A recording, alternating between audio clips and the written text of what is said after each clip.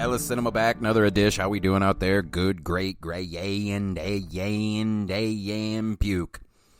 Thank you for joining the most, I know the filmmakers, thank you for sure, but the most unlistenable movie podcast out there right now, yours truly. As you see on your screen, your dial, however you're choosing to join us today, I know the filmmakers appreciate you. We got Hansan Rising Dragon, which is a prequel to The Admiral, Roaring Currents, the most watched film in Korea. The most watched film in Korean cinema history. Let's see if I can do this before the edibles take hold. Oh, they already are? Perfect. The most watched film in Korean cinema history. Hansan Rising Dragon depicts the Battle of Hansando. In 1592, Admiral Yi Sun-sin and his fleet faced off against the might of the invading Japanese Navy and its formidable warships. As the Korean forces fall into crisis, the admiral resorts to using his secret weapon, the dragon headships known as geobukseon.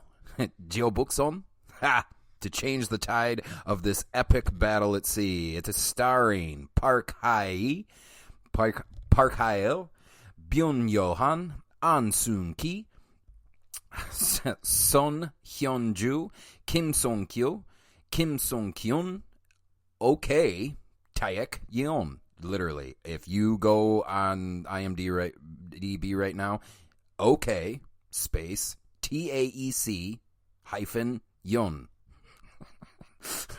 I'm telling you, I don't think IMDb is tripping on Asian credits. I tell you what, like, this is one of those ones. I don't know if you guys have heard me mention it in shows past before. You try to go and research some of these Korean films, Chinese films, Japanese films.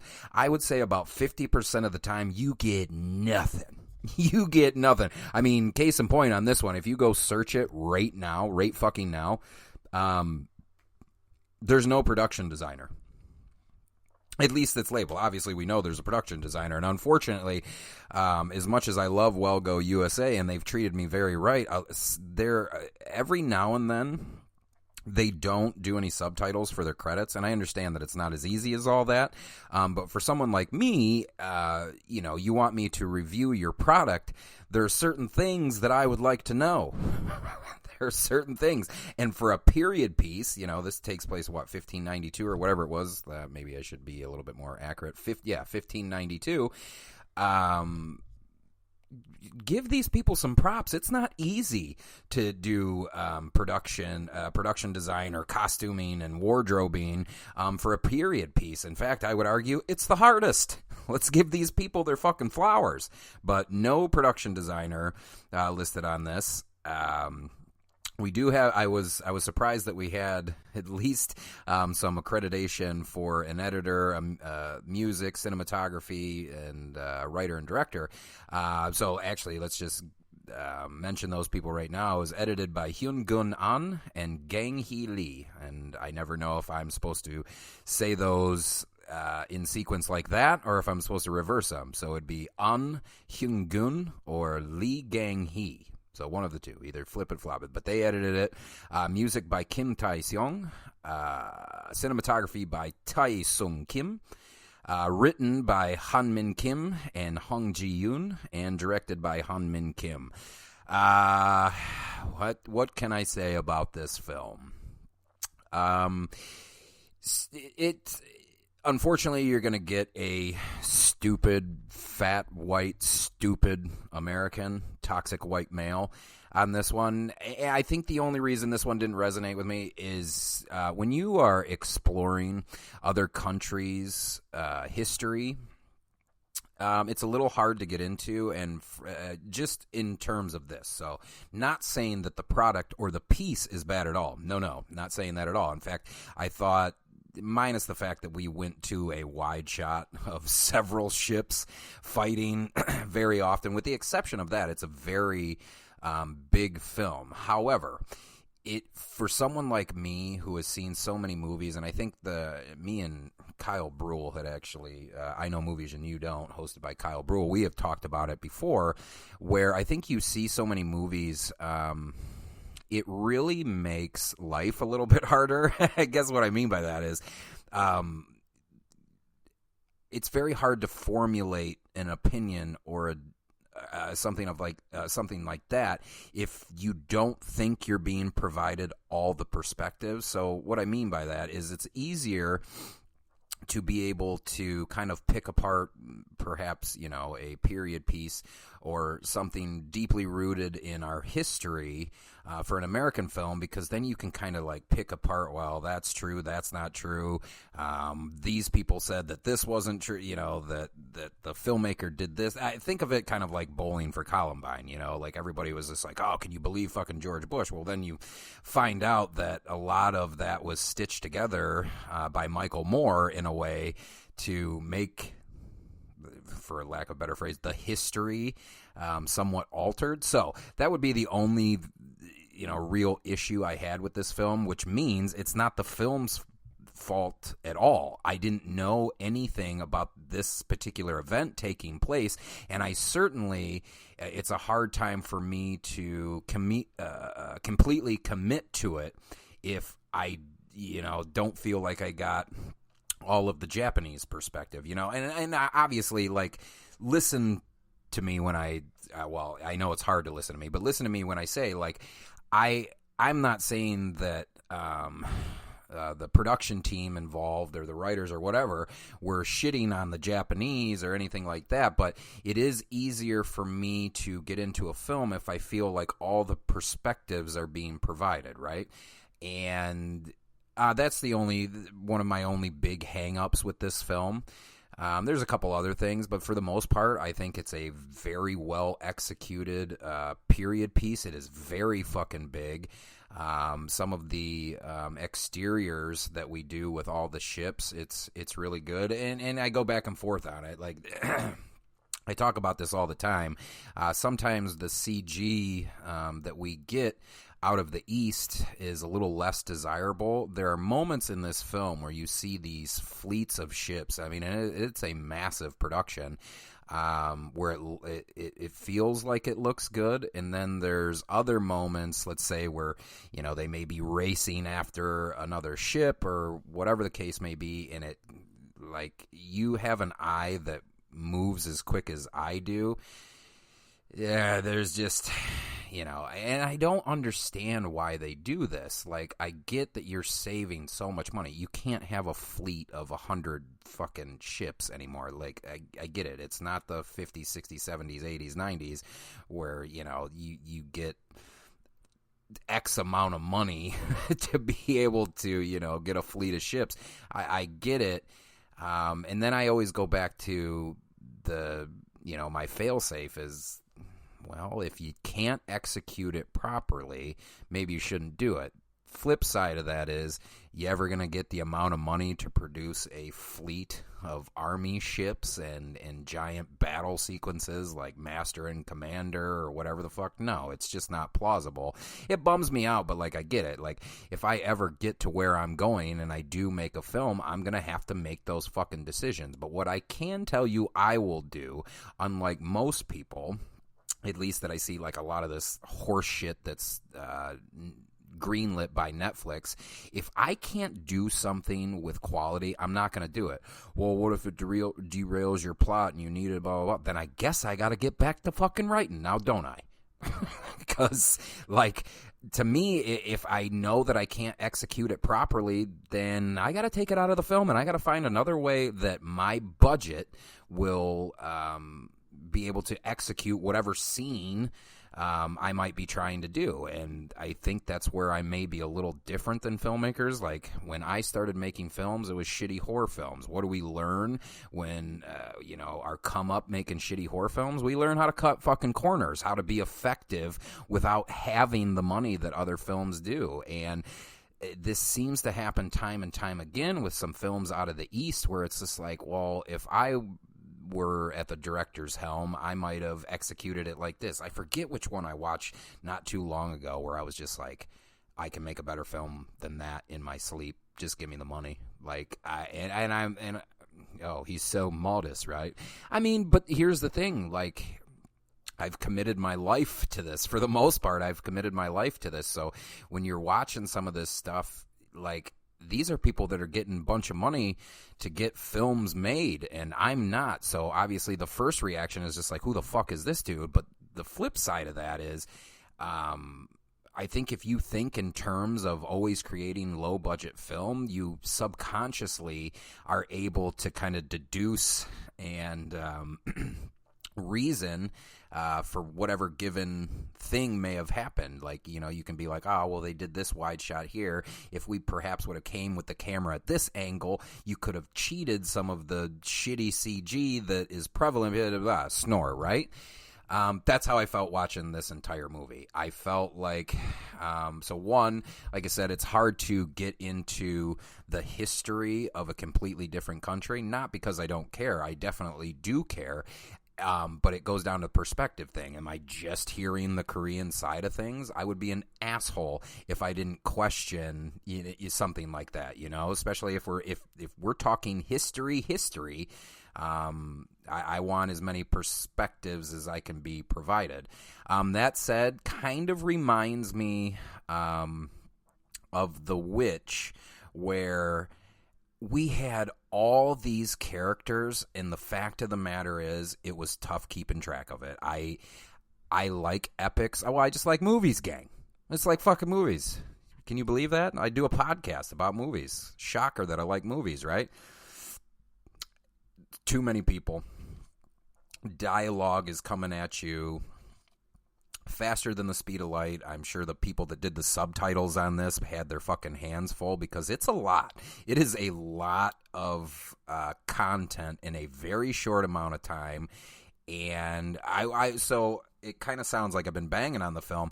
What I can tell you that I loved about the film is kind of doing a great representation of not only the army, but also the ship fight sequence, as it were, the ship battles, as it were. I thought we did a good job where we didn't hang on anyone longer than we needed to. That said, you know, like I said at the top of the show, a lot of exteriors of big fleets of ships coming through. So that, you know, towards the hour 35, hour 40-minute mark, that seems a little obnoxious after a while, where you're like, oh my God, I get it. It was big. We were in the water. There's nowhere to go. Fuck, I got it.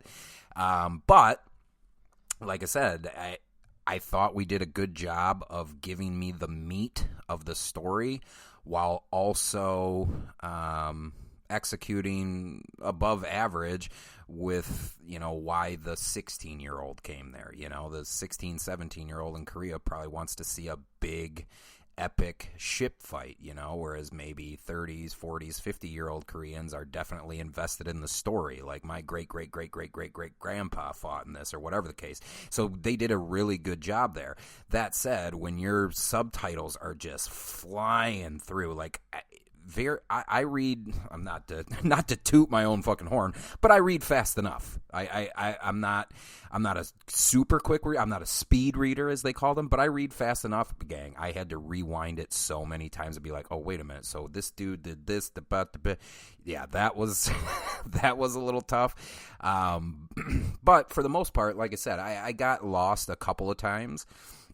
But I understood where we were going and what we were trying to do. I understood the players in it. I just feel like I could have cared more if I wasn't so concerned about reading everything as it was coming in. And I'm a huge advocate of momentum, and what I mean by that is nowadays everybody's like watching shit with their phone, right? And even if they're not watching it you know, with their phone in their hand, if they're watching it at home, they're more inclined to pause it, play it, and what you don't understand is you're killing the momentum that you have in a film. Like, it maybe is fine for like an obnoxious comedy like Pop Star or Hot Rod or whatever, you can get away with that.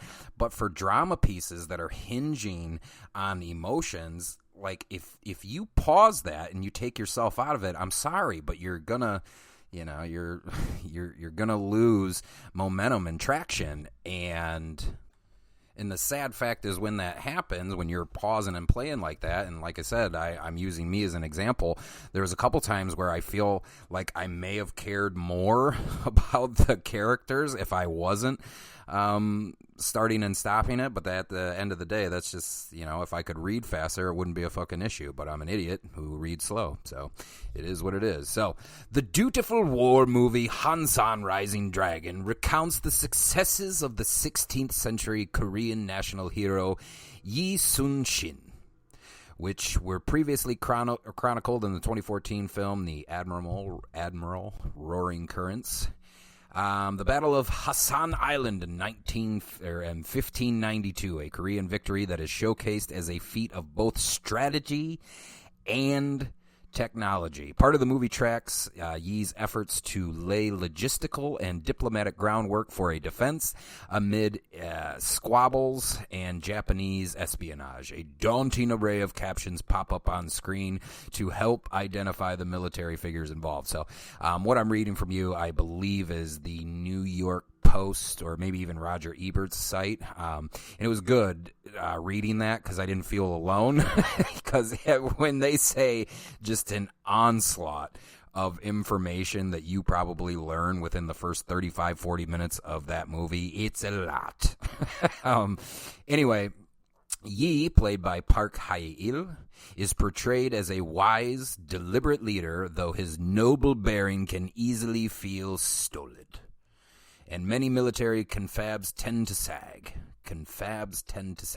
A recurring topic of debate is the deployment of the turtle ships. That was another thing that kind of took me out of it. And I know it shouldn't, even if that's what they were actually called. I would love to talk to a Korean historian to see if that's what they were really called. But when you see, they got the turtle ships, and the turtle ships are coming, and look out for the turtle ships 17 times, you start kind of giggling at turtle ships, and it starts to becoming, it's devaluing the emotion connected to the movie. Because I'm sure if you were in the Korean Navy, turtle ships is probably like, you're it's a big fucking deal. So that it just sucks that my brain is that way, because like I'm not kidding you, about I don't know, an hour into it and we mentioned turtle ships for the 30th time, I was just like turtle ships. Anyway, a recurring topic of debate is the deployment of the turtle ships. They are stout armored vessels with cannons on all sides and a dragon head battering ram. When the movie finally opens up into naval warfare, these monstrous ships are worth the wait, roaring through the water in impressive sequences that toggle between wide shots and zooms of the fracas. Much is also made of Yi's arcing crane wing battle formation. Yeah, crane wing, after a while, is like, I get it. You're using the crane wing. I got it, bud. I feel like an asshole for saying that because, this is a real dude that helped his country out when they were in a shit situation. But nevertheless, it's an arcing crane wing between turtle ships and crane wings. I was just like, all right. But its significance is overshadowed by the sheer spectacle of collision. So like I said, gets to the point where you have that 56th wide shot of the fleet going to battle, and you're like, okay, I get it. And again, it feels like I'm devaluing the event itself. I can't even fucking imagine if I was in that situation in real life. So anyway, the film's dramas are ornately consumed, but often stilted and lacking the verb of the battle staging. Even the glorious war can turn stultifying when you're, is that how you say that? Stultifying when you're shown one too many 1,000-yard stare reactions by military leaders. And obviously, why is that, gang? Well, I told you earlier in this, you can't, you want to know how you save money? Instead of showing these wide-angle fucking boat fights, why don't you just show the face of the Admiral? I mean, that's how you do it. The problem is that you have too much of both. You have too much of the crane wing formation and, our hero, our villain, we got the slow zoom in of the peril. And there's also a couple of characters that I really think that we were supposed to care about more. ends up being overshadowed by the sheer information that we've been asked to ingest. Just like the article says, there were multiple times where I'm like, I think I'm supposed to be feeling big things right now. And wait a minute, I feel like I should have more hate than I do right now. Now, obviously, at least from what moving motion pictures have taught me, is that the Asians are just better people than we are in terms of loyalty, class, and honor. And I think, like, it's just a combination of things. It's too much information that I'm getting, and I'm not a week removed of, if you guys remember in the Sakura podcast that I did, I don't remember how many episodes ago that was, but Donnie Yen has this big sequence before he's about to fight all his friends. I say that again, before he's about to fight all his friends, where he toasts each and every one of them. He toasts and drinks with them. So I feel like that happened a couple of times here, where not that they're toasting and drinking with each other, but where respect is being given between good and evil, for a lack of a better phrase, and I'm not quite getting the opportunity to fully commit to it because I have so much information. I'm just like, wait a minute, that's the good guy, right? Not, I know that that's the good guy, but like, are they both because there's a couple times where they hit the nail on the head, and he's like, oh, this captain is going to do this, respect. So there's that, but I feel like it happens more often than I caught it, and I hate that I'm an idiot. I hate that I'm an idiot and I can't fucking wrap my head around it. But for the most part, I'm not as damning as, say, that particular article was. And it's not like the article was damning. It's just the reason why I quoted the article is, one, I can't write that good, and two, we shared kind of a similar experience with it, where I was like, you don't get a chance to see something, this big, typically coming out of the East. Yeah, you have big films, but us as Americans, we're spoiled. I mean, we get a big film every fucking week, like it's something, Godzilla, followed by Civil War, followed by Monkey Man. We just get these big films all the time, so we don't, I don't know, it's kind of, it sucks to be a cinephile, because when you see something like this that took so much time, I mean, obviously, almost 10 years in the making since the first one came out, and, to continue the story, that's a lot of fucking time, That said, overall, I found it to be a good war piece. Is it Master and Commander? No. And the only reason I would say that it falls short of something like, say, Master and Commander, the lack of use of practical sets and effects and stuff like that. But, you can't talk shit to me, because I already told you in the beginning, I get it.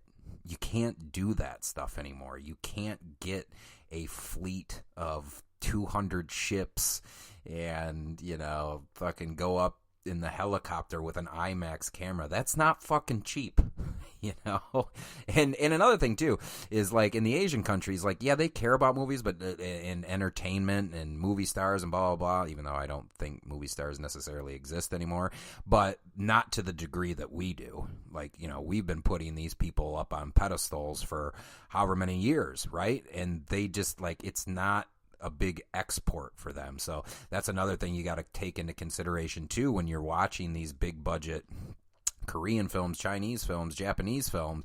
You got to understand that they don't value their entertainment like we do. So, and sometimes, like in cases like, I shouldn't say cases like this, because I think they did everything they could with what they have, and for the most part, it succeeds. The only reason I have issues with the film is because I'm stupid. It has nothing to do, so every aspect of the negative qualities of this film. Most of them have nothing to do with the actual film itself and more just to do with me and wanting to know the proper history and blah, blah, blah. Not that the Koreans are lying about the Japanese or vice versa. It's not anything like that. It's just I'm a big detail guy.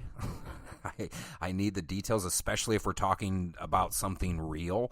I never really make if we're talking a news story or something big that happens in the news, I'm looking at all aspects and most of what people are writing about any given topic before I make a decision. Well, imagine doing that in an epic war piece. Not that I'm not saying that I'm not rooting for the Koreans in this film. It's just I don't have it in me to not pay attention to that stuff anymore.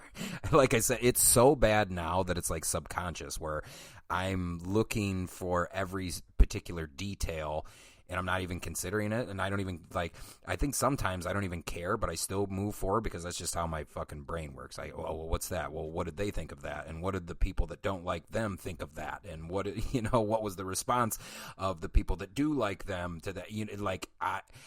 It's exhausting in my kitchen, gang. It's because I'm fat. I make a lot of food. No, I'm just saying in my head. It's exhausting, like thinking like that. I remember watching a documentary last night, and I was like, "Well, who's telling?" You know what? Nobody cares. Hansan, Rising Dragon, available now, has been for quite some time. Watch this one, and then when you're done with that one, watch the Admiral, Roaring Currents. I believe both are on Prime or Hae-il right now. Both of them. So you have no excuse. You can try before you buy. And then if you fucking love it, gang, fucking get the physical media. We need to put the physical disc back on the market, because streaming just is not as good as the convenience cannot be understated. Okay, I understand that, but it is just so much better watching it on a disc. Like, this movie felt big when those cannon shots hit.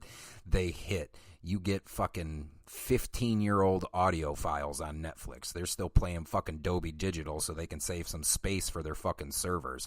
That ain't how something like this was meant to be enjoyed. So if you do stream this, you get fucking 25, 30 minutes into it, and you're like, all right, I'm into this. Fucking stop it, order the goddamn Blu-ray, and then watch it like that, because that is going to be a much better experience for you than the streaming. Yep.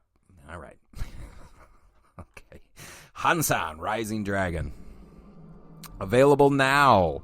Well Go USA, always giving us the goods from across the sea.